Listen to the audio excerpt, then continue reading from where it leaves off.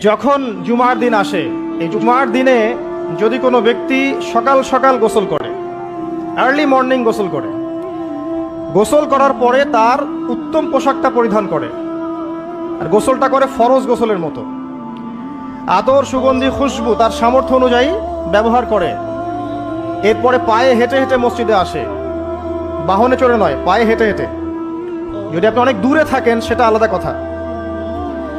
এবং ইমামের কাছাকাছি বসে, মসজিদে আসার পরে যতটুকু সম্ভব হয় সুন্নত পড়ে নিল, নফল পড়ে নিল, এরপর ইমামের কাছাকাছি এসে বসলো। ইমামের খুতবা শ্রবণ করে মনোযোগের সাথে।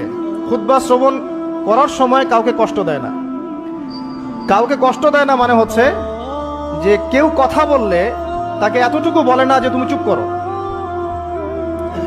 কোনো কষ্ট দেয় না।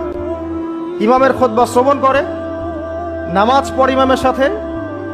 এই ব্যক্তির আমল নামায় নবী সাল্লাল্লাহু আলাইহি ওয়াসাল্লাম বলছেন যে প্রত্যেক পদক্ষেপের বিনিময়ে 1 বছরের নফল নামাজ আর 1 বছরের নফল রোজার নেকি লেখা হয়।